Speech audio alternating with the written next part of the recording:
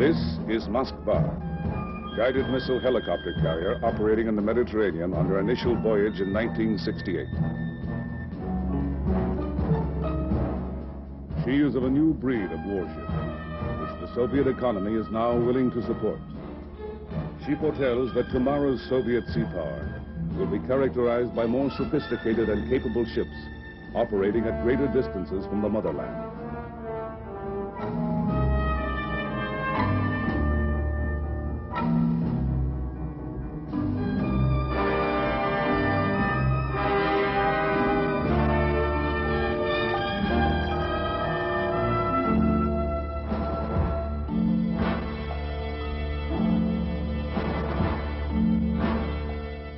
The Navy of the Union of Soviet Socialist Republics is, in current standing, the second-ranking Navy in the world. One by one, ship by ship, Soviet sea power shows the flag, makes its presence felt. The Red Navy today has strategic mobility.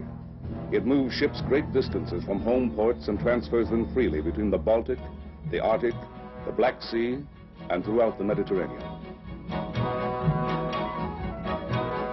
The Russian system of interconnecting internal waterways permits the transfer of submarines, destroyers, and small ships between the Northern Fleet, the Baltic Fleet, the Caspian Flotilla, and the Black Sea Fleet. The Northern Sea Route provides even more mobility during late summer and fall. The Northern Fleet, based on the Murman coast, is the primary Soviet fleet. Its ships and submarines cruise the Arctic and the entire Atlantic. Aircraft from this northern region can fly as far as Havana and have been seen on reconnaissance flights near Newfoundland. The Soviet Pacific Ocean Fleet operates from a system of bases from the polar regions down through the Kurils to Vladivostok. The rise of the Russian Navy parallels the emergence of the Soviet Union as a strong competitor for world markets. The rapid expansion of her sea power has enabled Russia to project her national interests around the world.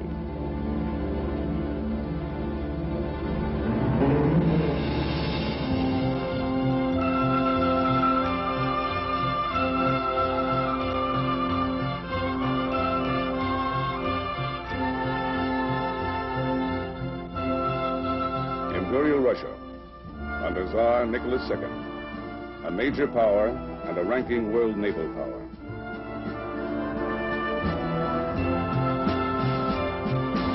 Imperial Russia boasts two main fleets, the Baltic Fleet in the west, in the south the Black Sea Fleet and Caspian Flotilla, in the east the Amur River and Siberian flotillas. In the Imperial Fleet of World War I, the Czar can count some 11 dreadnoughts, 12 battleships, 22 cruisers, and at least 56 submarines.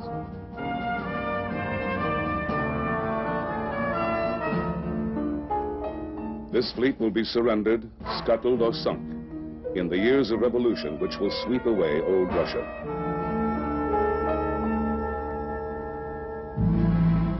The royal family, the Tsar, Tsarina, Crown Prince, and 4 royal princesses. Princess Anastasia, a young girl, roller skating on the deck of the royal yacht.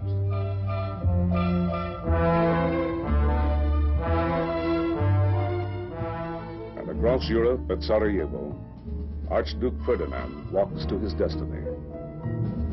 And Europe is at war.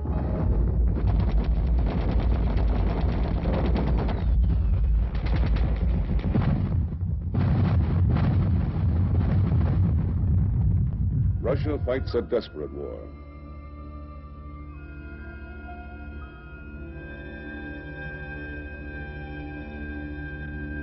In the south, the Black Sea Fleet mounts a successful amphibious assault against the Turks. But Russia finds herself cut off in the open Mediterranean by guns and mines in the Turkish Straits. The war is unpopular at home. leadership at home and on the battlefield is inept. Russia suffers more wounded, missing, and dead than any other combatant. Her casualty rate, 76%. The October Revolution, 1917, highlighted by a Navy revolt. The sailors at Kronstadt Naval Base march on the Winter Palace. In this Soviet film version, the cruiser Aurora, standing off in the Neva, fires on the palace. The revolution is in motion. And within months, the Czar and his family are murdered. The revolution becomes a civil war. The battle rages for 3 years across the motherland.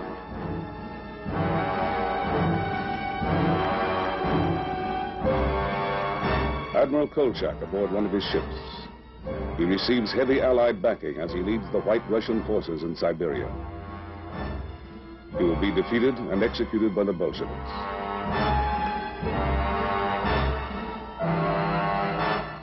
One of the most famous sailors of the Revolutionary Navy, sailor hero Dybenko. He addresses his men. He and his comrades will emerge from the Civil War with what a shell of a navy.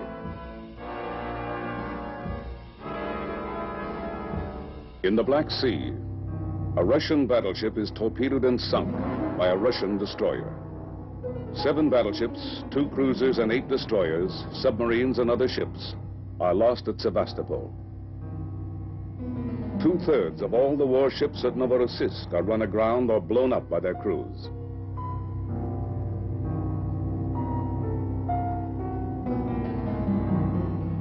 Of the once proud Baltic fleet, only a handful of ships survive.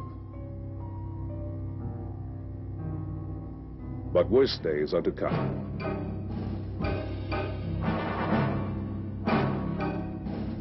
March 1921. Again at Kronstadt.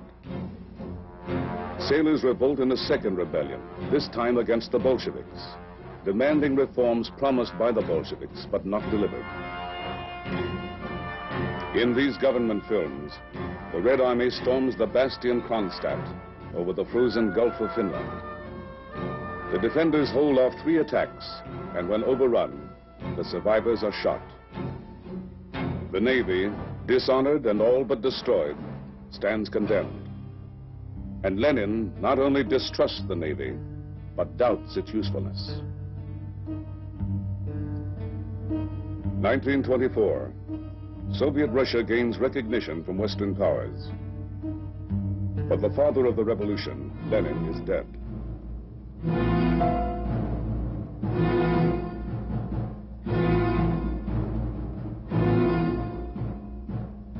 The curtain falls on the first act of the communist experiment.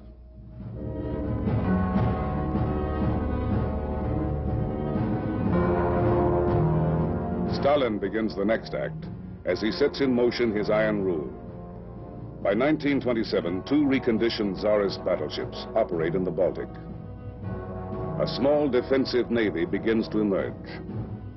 Under Stalin's regime, the first 5-year plan begins in 1928 to build up Russia's industry and her defenses. The Navy receives low priority. Its first new ships are destroyers, torpedo boats, submarines and cruisers for defense of the homeland. Battleships and aircraft carriers will have to wait for later years. Aircraft construction and parachute training are a part of the new military buildup. It becomes a public sport as well.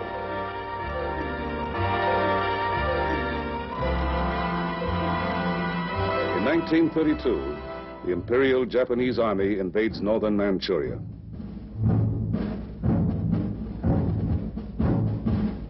Stalin orders the buildup of a Pacific Ocean fleet. 1933, the start of the second 5-year plan. The Soviet Union emphasizes construction of a submarine fleet aimed at becoming the largest undersea force in the world within 5 years. The Stalin White Sea-Baltic Canal is completed, and Stalin is aboard the flagship of the new Northern Flotilla on the first trip from Leningrad to Murmansk. For the first time, the canal offers Russia an exit from the Baltic to the White Sea and to the North Atlantic, free of foreign control. I am very happy today because one of the hopes which I cherished for 16 years has been realized. And I believe sincerely that the most impelling motive that has lain behind the conversations which were successfully concluded yesterday between Russia and the United States was the desire of both countries for peace, the desire for the strengthening of the peaceful purpose of the civilized world. With new naval bases in the Arctic and Pacific, the 17th Party Congress calls for an all-out warship building program as part of the third five-year plan. 3 former Czarist battleships are modernized and fitted with larger caliber main guns. The construction of 6 heavy cruisers is ordered. But old suspicions from Kronstadt still persist. Commanding officers of Imperial Navy background are particularly pressured to conform to communist doctrine. The Commissar, an officer second in rank only to the captain, is aboard each ship to ensure party loyalty. In the 1930s, naval officers regained status and some independence from the commissars. But this is short-lived. The shadow of the Great Purge falls upon the nation and the Navy. The Great Purge, the years of terror. Stalin's enemies, real and imaginary, are executed. Over half of the members of the 17th Party Congress are shot. Hundreds of thousands fall in the bloodbath. And the people, fearful of the truth, must pretend it isn't happening.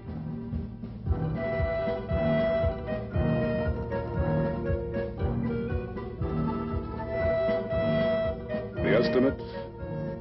Half of the Red Navy's officer corps is dead. The Commander-in-Chief of the Navy, purged. Commanders of the Baltic Fleet, the Northern Fleet, the Black Sea Fleet, purged. All 8 admirals alive at the start of the purge are liquidated before it ends. August 24th, 1939. The Soviet Union and Nazi Germany sign a non-aggression treaty.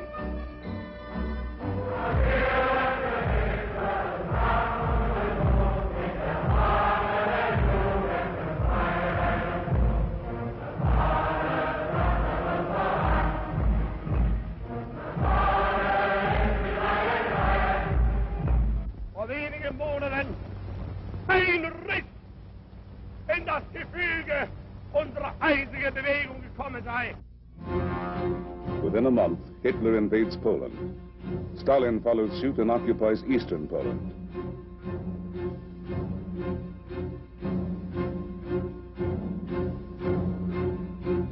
Europe is at war. Control of the Baltic is vital.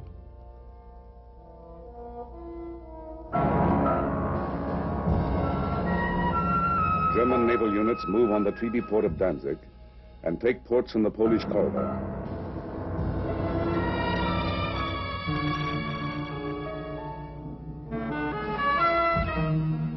Further north along the Baltic, Stalin forces Latvia, Lithuania, and Estonia to give up bases to the Red Army and Navy. Now, the Soviet Union wants Finnish naval bases and airfields. But Finland resists, and the Russians strike across the border. For 105 days, the Finns hold. And then, the end. Overpowered, outgunned, but not outfought, Finland grants Soviet demands. Now, on the brink of Hitler's invasion, 3 5-year plans have seen the keels laid for over 500 warships, including 82 destroyers and 14 cruisers. More than 300 of these ships are already in commission. Pride of the fleet, however, is the largest submarine force in the world. Over 200 submarines, and almost 100 more under construction. The Naval Air Arm, 2,000 aircraft, but inferior, woefully antiquated. No match for German strength. Anti-aircraft artillery, a dramatic increase in number, but fleet bases are judged vulnerable to air attack. Russian strategists fear the overwhelming strength of the Luftwaffe will imperil fleet operations. June 1940. The Soviet Union occupies all the Baltic states. She also moves on Romania. The lower Danube is now in Russian hands. On the eve of the German attack, Soviet shipyards are busy. 219 ships under construction. Here lie the dreams of the Soviet Navy of the future. Here are hulls of great cruisers and battleships, which will never be completed. Many the Nazis will seize as they slash into Russia.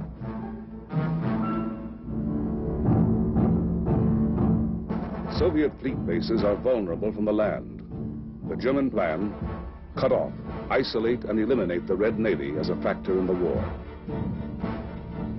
The Navy turns to defense and to amphibious operations in support of the Red Army. The 10th Army Corps is evacuated from the Hanka Peninsula and from Tallinn on the Baltic. In the south, the Black Sea Fleet infantry serve with the Red Army as it is driven toward the Caucasus. Thousands are cut off and taken by the Germans. During the first years of war, Soviet naval operations at sea are confined to minor actions, patrol and supply of bases. In the north, the Finns quickly cut the White Sea-Baltic Canal. With the Germans, they blockade the Gulf of Finland, largely containing the Red submarine fleet. A few break the blockade and operate in the shallow Baltic. But throughout the war, Russia's huge submarine fleet is of little use, except for limited action north of Norway and the Arctic. 1944. The Red Army is solidly on the offensive. The Navy supports in over 100 amphibious landings on inland waterways, behind and on the flanks of the enemy. In the south, landings in the Crimea. In the west, the Baltic Moon Sound Island landings, two of the largest Soviet amphibious operations of the war. River flotillas aid the army.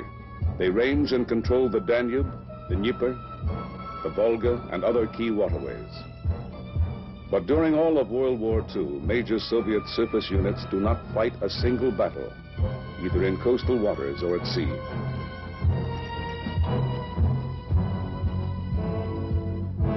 Aircraft account for more than one-half of the enemy ships sunk.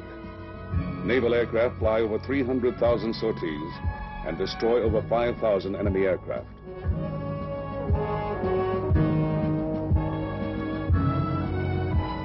Although the Soviet Navy wins little as a result of naval action during the war, it gains important strategic prizes in the post-war world. They regain the former Baltic states and all East Prussia, formerly part of Germany. The Black Sea Fleet now controls the mouth of the Danube and enjoys access to ports in the new satellite countries of Romania and Bulgaria. Even though the Soviet Union has fought only 10 days against the Japanese in the Pacific, it now has control of parts of Manchuria, Korea, all of the oil-rich island of Sakhalin, and the strategic Kuril island chain. But the Red Navy's greatest gain is the opportunity now to finally exploit its long-planned role as a dynamic force in a broadened national strategy. With the fall of Germany and Japan, the USSR is no longer surrounded by powerful maritime enemies. Now she may begin again to rebuild both her economy and her navy.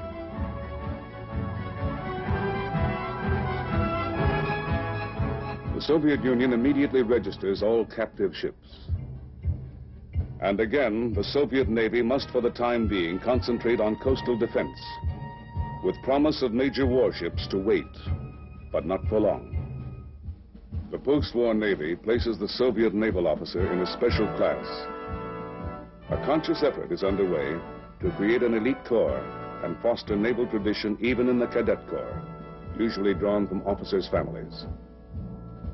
East European satellites are directed to rebuild shipyards and provide ships for the new Soviet merchant marine and high seas fishing fleet, while Soviet shipyards will concentrate on warship construction.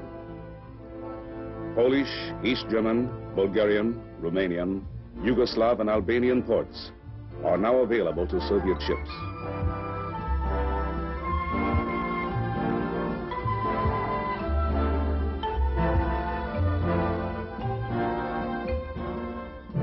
(1953), and Stalin is dead.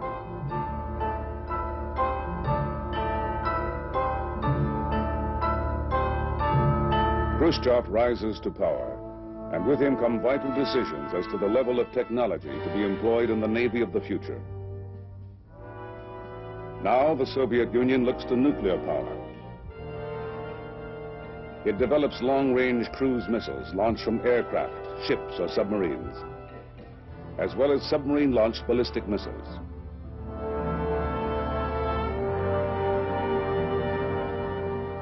But Soviet sea power progresses in a pattern which recognizes all elements of maritime power. Warships are just one part. What emerges is a collective national force, a balanced modern merchant fleet, oceanographic service, and high seas navy, all under unified government direction. In the early 60s, the Soviet merchant fleet is in 11th place among the fleets of the world. 1965. The merchant fleet of the Soviet Union now ranks in 6th place. 1968, there are now almost 1,400 seagoing merchantmen. The 1980 goal is to more than double the size of the present merchant fleet. Over 80% of this fleet is less than 10 years old, and the Soviet Union is striving to attain the capability of carrying 75% of their trade in ships flying the red flag. These ships call at some 800 ports in 90 countries. To service the world markets for oil, the Russians have over 300 tankers. Western suppliers have been dislodged from their long-established markets by these ships. The Soviet high seas fishing fleet is the most modern in the world. With 4,000 vessels, its catch has more than doubled in the past 10 years. This fishing fleet supplies the needs of a great many emerging African nations: Senegal, Ghana, Nigeria, Congo, Liberia, Sierra Leone, Guinea, and Egypt. Part of this huge state-owned enterprise is stationed in the Atlantic within 100 miles of Boston. Its units operate on station for months at a time. The Soviet oceanographic effort employs over 150 ships and 2,500 scientists and technicians. In the past decade, the Soviet Academy of Sciences has made important gains in Antarctic research. Ice studies and marine life observations are being made in the vast areas of both polar regions. To support the Soviet effort in oceanography, there is an extensive network of marine scientific stations along the vast Soviet coastline. North of Japan, special research attention is given to the Kurile Island chain. To complete this balanced ocean force, the Red Navy under Fleet Admiral Gorshkov is organized in 4 main fleets: the Northern Fleet, the Baltic Fleet, the Black Sea Fleet, and the Pacific Ocean Fleet. To make their ships harder to identify throughout the world, the Soviet Navy makes random changes in the pendant numbers of submarines and ships as they transit freely from home waters. On occasion, numbers are even painted out. Mobility is the key to the present-day Red Fleet. Now, by using ports in client and satellite countries, they have better access to the North Atlantic and Mediterranean than in years past. In the Mediterranean, replenishment anchorages provide logistic support without international obligations. In this replenishment anchorage, 2 Dawn-class tenders support submarines, cruisers, and destroyers. Depending on the season and the political climate, the Soviets have deployed 30 to 50 warships and auxiliaries from the Black Sea and other fleets to the Mediterranean. Today, the Soviet Navy is benefiting from the far-sighted planning of the 50s.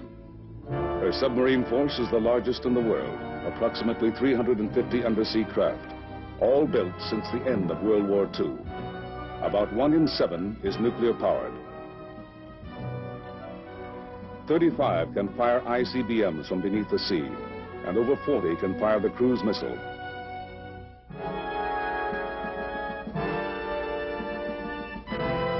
The Naval Air Arm has some 800 fixed-wing aircraft, including 150 helicopters and 500 jet bombers, most of which can fire cruise missiles.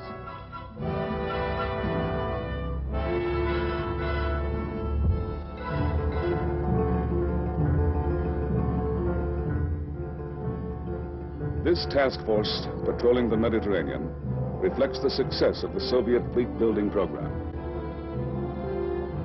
A product of the early Khrushchev era is the Kinder-class guided missile cruiser.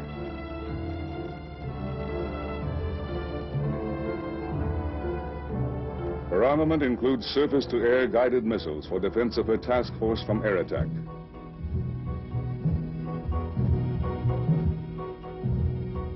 Among 200 destroyer or escort ships in the Red Fleet, 6 or more of this class are operational in 1969. Another new design in the modern Soviet Navy, this Kashin-class guided missile frigate. The largest warship in the world having gas turbine propulsion, she is capable of 35 knots. This is Moskva. She is the largest Soviet Navy ship, armed with guided missiles, guns, torpedoes, and helicopters. Boasting an impressive array of sophisticated electronic sensors, she represents the current high watermark in Russian ship design. Today, Soviet ships can patrol off any coast in the world. They may be oceanographic research ships, merchant vessels, fishing trawlers, submarines, or surface warships. But they are all part of the same maritime force.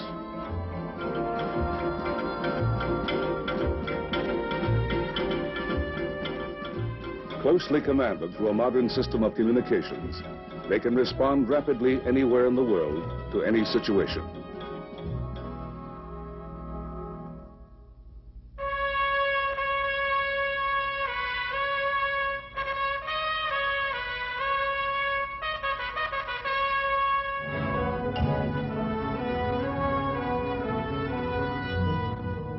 This has been the rise of the Soviet Navy, of Soviet sea power.